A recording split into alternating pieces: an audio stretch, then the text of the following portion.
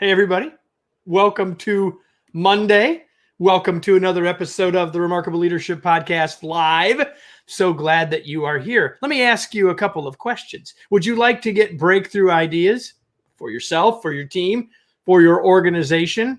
Well, today you're going to learn about a proven yet perhaps surprising way to do just that from an expert, and I'll introduce him in just a second. So again, welcome to another live episode of the Remarkable Leadership Podcast. You can get all future live episodes and therefore interact with us and see them sooner. In this case, about 2 months sooner than it will go out on the podcast by joining our Facebook or LinkedIn groups. Just go to remarkablepodcast.com/Facebook or remarkablepodcast.com/LinkedIn to join us for that and lots more. And now, if you are here with us live, while you're here, I want you to imagine that you're joining us for a cup of coffee. So please feel free to share your questions, your comments, and your ideas. It'll make for a better conversation and eventually a better podcast episode. Today's episode is brought to you by our new book, The Long Distance Teammate. If you work remotely and want to be more effective, more productive, more engaged, and more connected, this book will help you get there, because there's a big difference between working from home and being an engaged and effective remote teammate. You can learn more and get your copy at longdistanceteammate.com. Let me introduce today our guest to you. His name is Cyril Bouquet.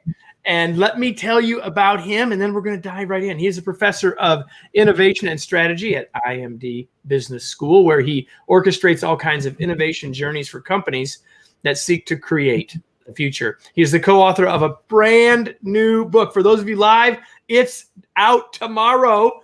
It's called Alien Thinking, The Unconventional Path to Breakthrough Ideas. He joins us today from his office in Switzerland. Cyril, welcome. Glad that you're here, sir. Yeah, glad to be here, Kevin. Thank you for having me so much. It is an absolute pleasure. So I like to ask people this question, because when you meet interesting people, it's always interesting to know a little bit about their journey or their path. I'm guessing when you were a kid, you probably wanted to be a doctor or a fireman or a police officer. You probably didn't think, I'm going to become a professor of strategy and innovation. I'm just guessing. So tell us a little bit about your journey. Yeah.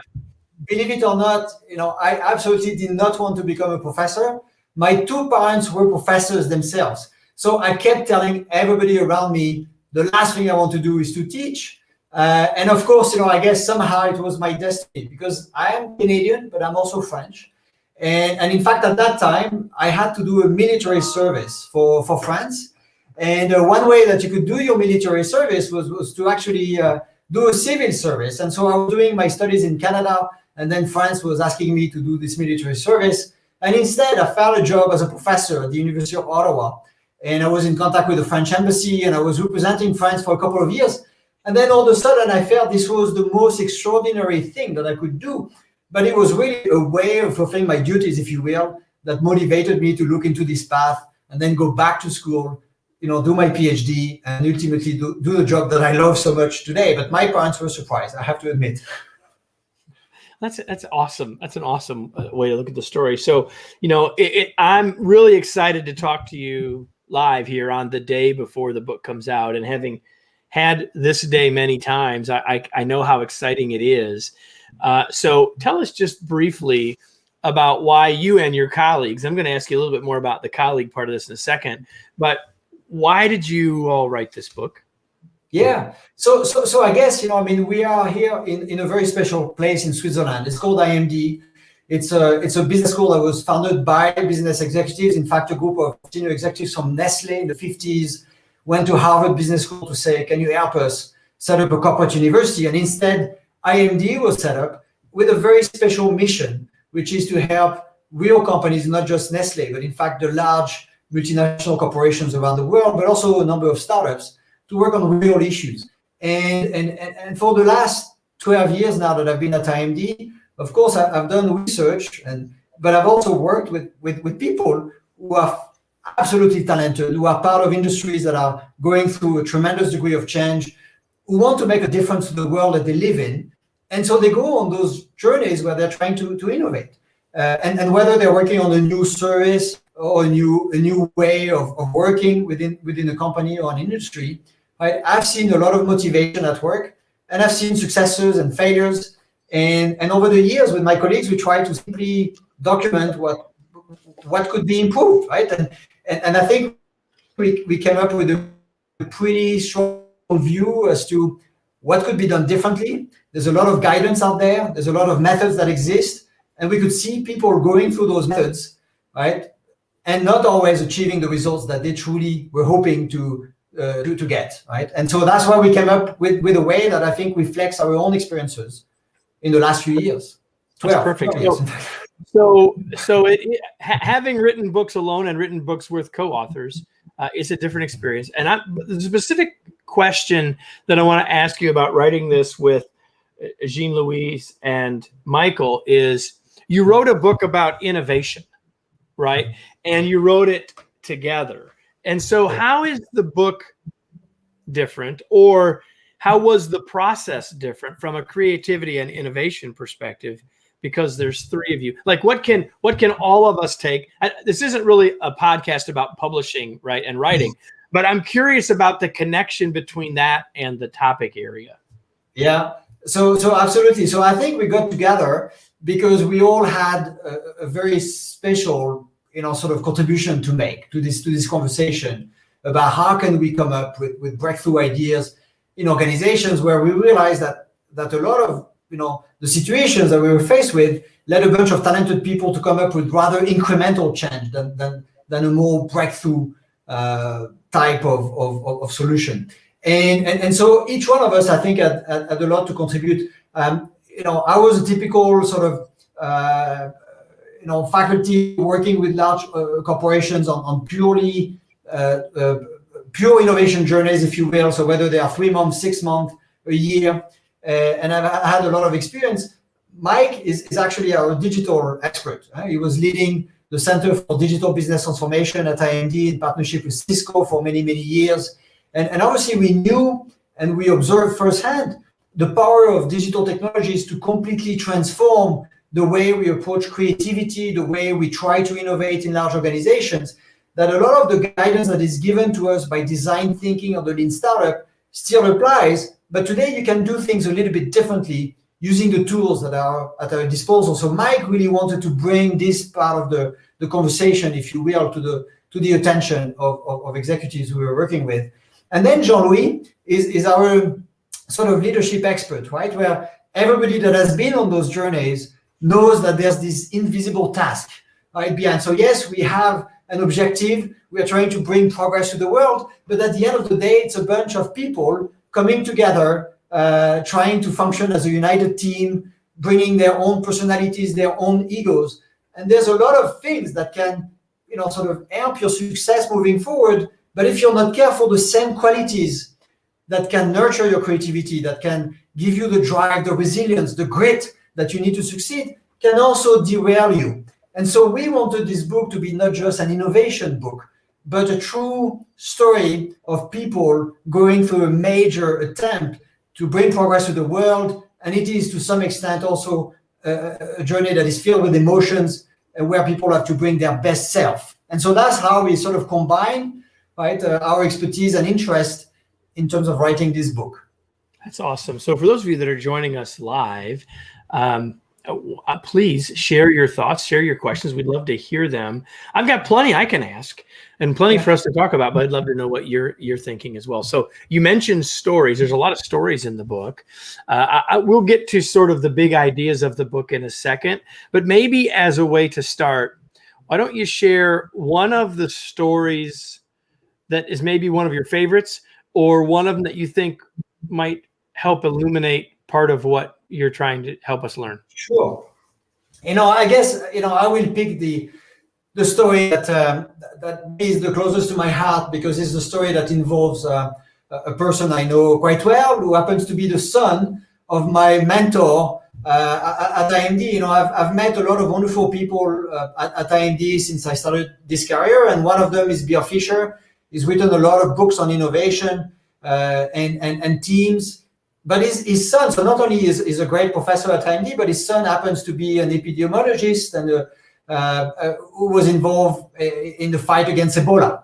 And that's a terrific story, because I think it shows us, what we're trying to do in the book, but also some of the challenges, if you will, that are associated with the idea of trying to challenge the existing paradigm, but also do it in a way that brings support rather than resistance. Right, which we often see with breakthrough innovators, is that they are so disruptive in their thinking that they also create a context that becomes quite difficult for other people to deal with.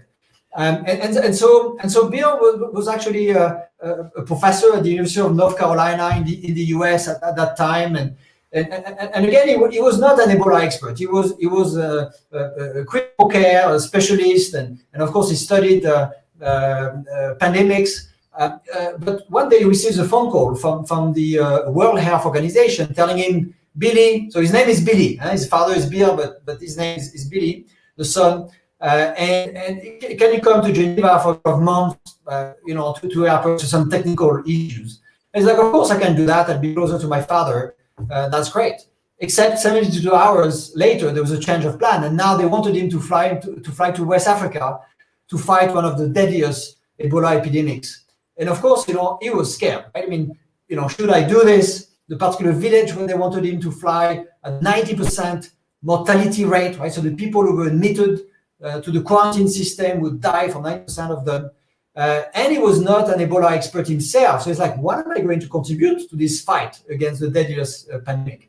But by the way, everybody, his wife didn't want him to go either. Just saying. You want to put yourself in the situation that Cyril is creating for you to understand. And you got a wife in the U.S. saying, no, I don't want you to go. I'm like, go ahead. Exactly, right? And of course, the kinds of situations we face in our own lives often are not life and death, right? You're not thinking, if I go on this pursuit, I put my life at risk. But in his mind, that was a significant factor, but in the end he decided to go, and essentially what the story we describe in the book is that the fact that he was not an Ebola specialist helped him to think about the situation very differently, and challenge the operating paradigm of the World Health Organization, and end up with a much better way of taking care of people who suffered from Ebola. So the short story is that when he arrived, we realized that there was a system in place that is very much a system that we have today to deal with COVID.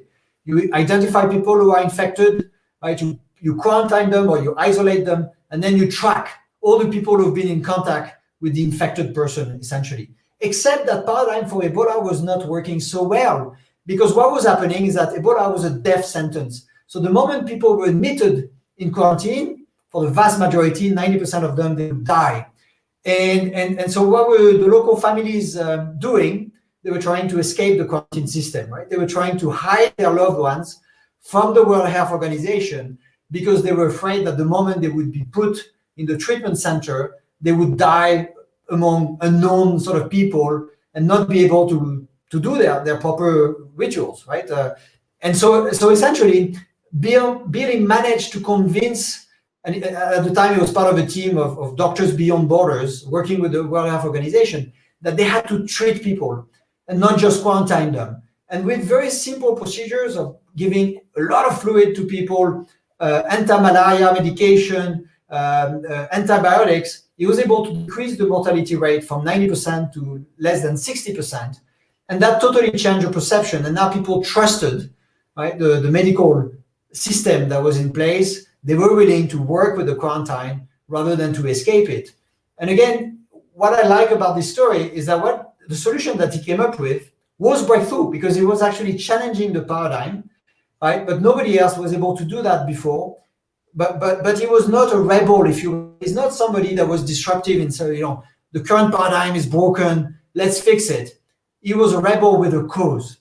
He cared about, an objective that was dear to a lot of key stakeholders. And when you challenge the paradigm, but because you show that there's maybe a slightly different way of achieving a cause that everybody really cares about, then you're much more likely to bring support that can help you on your journey of change. And that's what he did.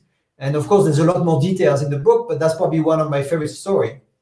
Well, I was actually kind of hoping that'd be the story that you would tell. It's the story, everyone. When you get your copy of this book, it's the story that opens the book. So there you go. Now you've got a head start. Now, so there's this book called Alien Thinking: An Unconventional Path to Breakthrough Ideas. So what do you mean by alien thinking? What do you mean? Yeah, so indeed, right? Alien thinking is first a metaphor, right? I mean, obviously, we could have said this is the outsider mindset, or is the beginner's mindset, is the immigrant's mindset, right? I've been an immigrant most of my life, and in fact, I've lived in so many different countries. Every time I arrive in a place that I wasn't from, I realize, hey, there's a different way of doing things, and it's challenging my own understanding of, what is the right way of doing certain things. But when you get used to that, you realize that, geez, the world is rich, right? It's rich of interesting approaches to situations that exist. And you can probably learn, right, from all those different approaches, right, and grow as a person. And so we could have called this, but the alien mindset first is this metaphor that you can imagine an alien coming into Earth, maybe would have a very different view of how Earth is organized, right? And maybe the alien would say, oh, this is interesting. This planet is inhabited by cars, and cars have slaves that drive them around. Right? It's not what we believe, but who is right? and so in a way, it's a metaphor that you have to get rid of all these assumptions that are coloring the way you think about the future, the way you think about, what are the problems that exist could be solved, what are the solutions that make sense, because we are biased in how we look at the world, and so we need to enrich, right, the lenses that we consider before we construct our system of understanding, if you will. So that's at the first level. But then beyond that, because it's a little bit like saying, think out of the box, fight your biases. We hear that all the time, but that sounds great in theory. But how do you do it, right? How do you do it in practice? And then again, there's a lot of guidance. I'm a big fan of design thinking and the lean startup. And, there's a lot of richness into all of those frameworks that exist. But when you see people and the way they apply those frameworks, it becomes like filling a template. You have a few bin bags, you have post-its, and you have a few templates to fill out, and you think that you're on your way to innovate. When more fundamentally, it doesn't matter if you use post-its, if you have bin bags, and if you created, the right space. The right space is in your mind. And so alien thinking is also an acronym where we have 5 strategies levers that people can action that can help us to really increase their odds of being breakthrough in their thinking. And so we can go over each one of them if it makes sense or not, but that's what we describe in the book. And A stands for attention. How do we look at the world? How do we impose meaning on the world? L stands for levitation, which is actually step back, right? Let's stop looking, right? We are overwhelmed. There's so much information out there. Let's step back so that we can give ourselves a chance to pause and reflect and think. Then imagination is a bit, are we able to think like kids, right? We don't have all the answers at the start. We are willing to play with ideas. We are willing to connect ideas that may have nothing to do with each other, but in the process, we discover some new ground and we envision ideas that simply do not exist today. Then experimentation is about how do we experiment. And again, every innovation approach will tell you you've got to experiment, but the way we do it often is wrong, right? And one executive told me once, if you torture the data long enough, it will confess. So often we are testing ideas, but we are not there to learn, right? We are there to seek evidence that comforts our thinking. So we should be fluid and remain open to discovery, which often we are not when we experiment. And then the end is the navigation, and that's the most complicated part, right? For most people in an organization, there are a lot of forces that can help your success in an industry, in an organization, in the world when you're trying to bring change to the system. But there's also a lot of forces that can block you, that can create resistance, and that can stall your efforts. And so navigating those forces, whether the positive or the negative ones, are extremely important. And this is where we see a lot of people fail, right? This is where the rubber hits the road. I think that's the expression, right? We have to learn how to navigate very carefully. And people often underestimate the complexity of doing that. And so we sort of go, and the book is organized around those different lenses, if you will, that you can apply, right, in your own context. And it's not just all about business. It's about any interesting situation that you face in your own life. If you want to come up with more breakthrough solutions to those situations, this is a framework that we hope can help you. So I really like the book, and the book is different in some of the ways, Cyril, that you've described. There are a couple of the lenses, a couple of the letters that are people probably have some context for, right? Seeing the world with fresh eyes, producing the ideas, those are things we've heard more. So I don't really want to talk as much about those, not because we couldn't, but because I'm going to assume that those are the ones that people will have some core understanding of. Yeah. I'd like you to talk about levitation, this idea of finding a totally different viewpoint. Can you talk about that a little bit more? Give us a couple of practical ways that we can do this levitation thing. And you're not talking about letting us be able to float. Actually, that would be cool. That would be a different book, however. Yeah. No, thank you, Kevin. And especially I think your own work, right? I mean, also provides guidance with respect to the importance of being connected, right, to yourself when you're trying to bring change to the world, that you're trying to be a better leader. It's not all about what am I doing with other people. It's also again, how do I create a space for myself, right, to think about the future in interesting ways. And if you look at all the books that have been written on innovation, and all the guidance that exists in business schools, you often feel that you're on this race, right? You're on this race for building the next prototype and running the next experiment and building your business case, right? Typically, you have between 3 to 6 months to convince people that your idea has merit. Otherwise, it might be buried.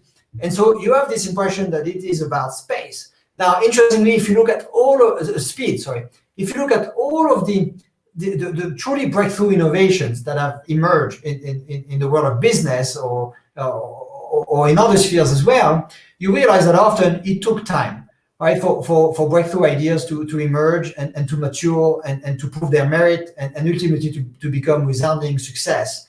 And it's simply not time, it's also the space in your mind. And here we really went into, again, like how is it that our brains work, right? If we want to be creative, there's a lot that we can learn from neuroscience.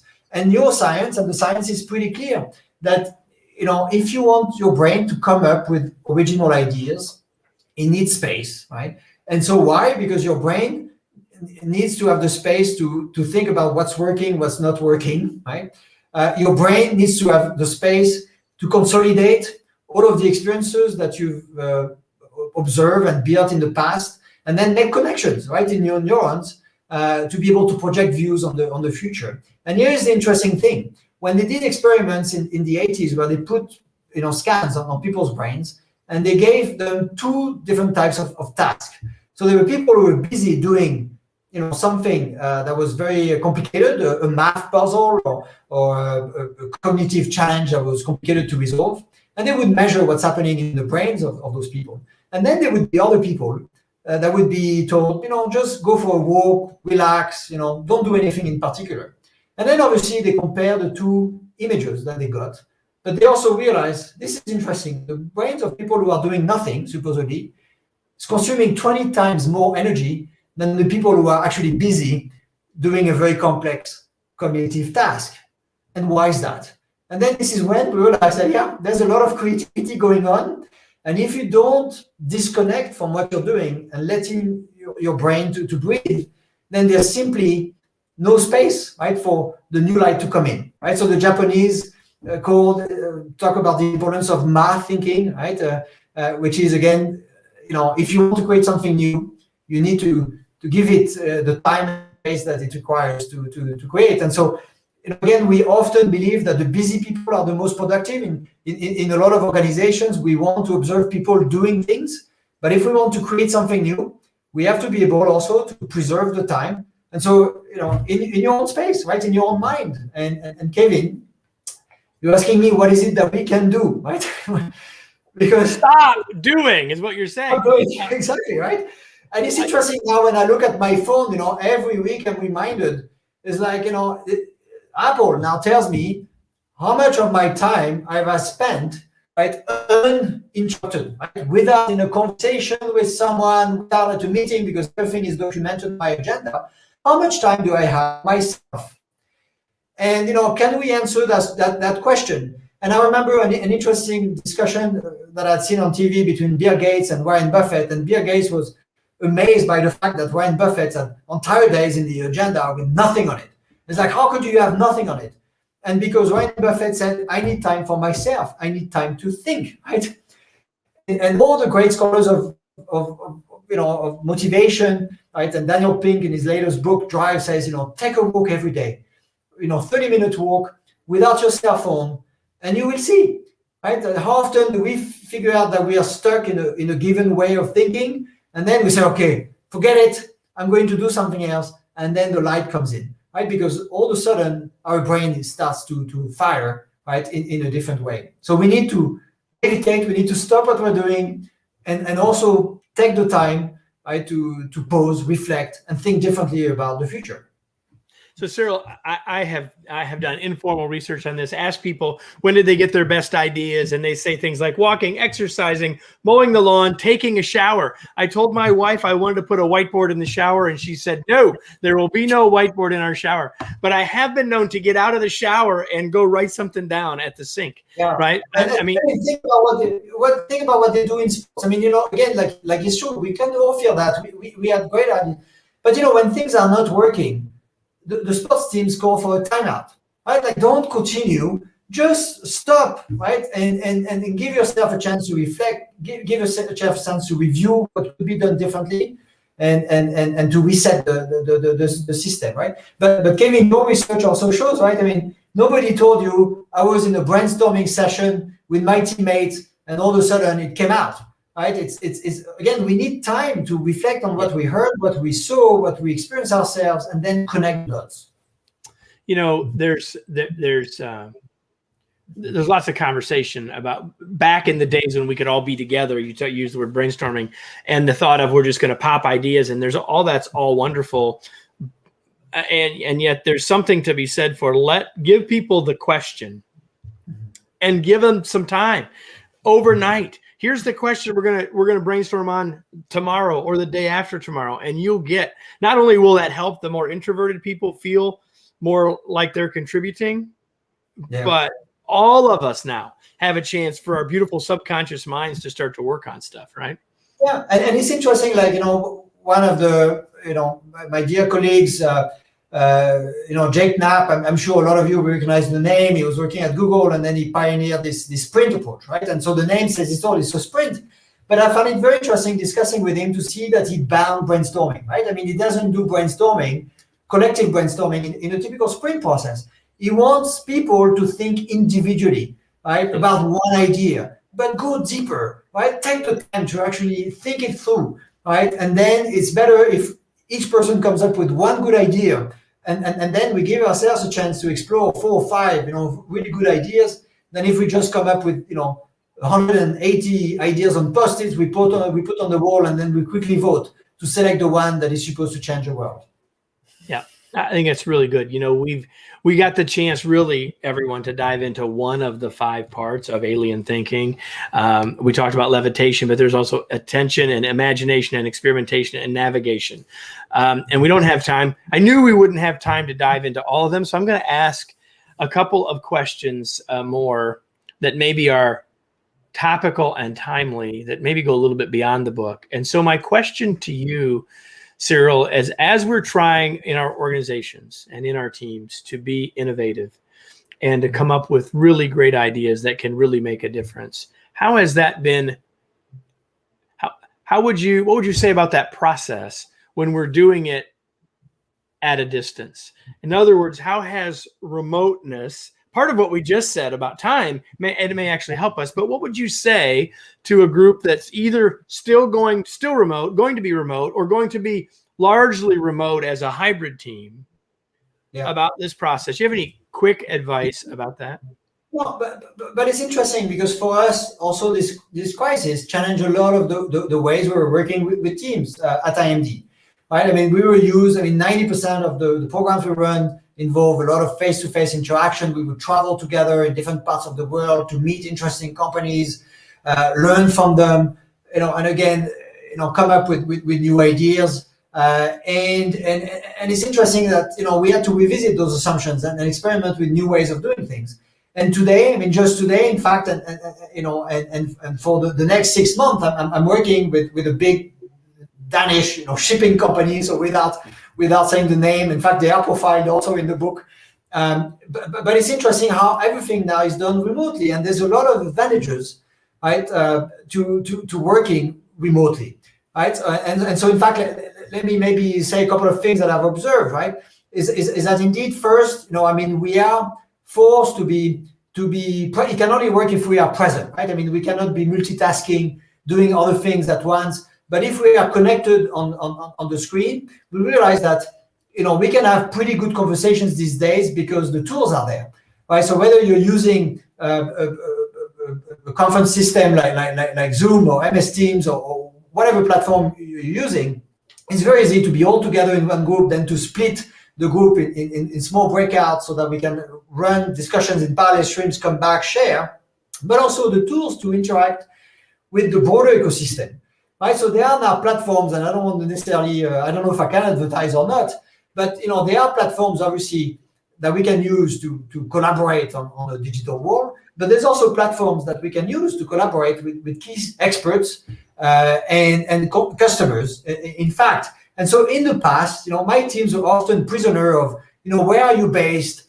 Who are the customers you can talk to? And so on. And that's it, right? That's pretty much depending on where we're based and what contacts we have, we kind of go to those leads. And now you start to use platforms, right, that put you in touch with the whole world, right? And so you describe, these are the kinds of targets, or in fact, the people that I'm failing to engage, right? That there are certain types of customers that never come, right, to engage with my services as a company.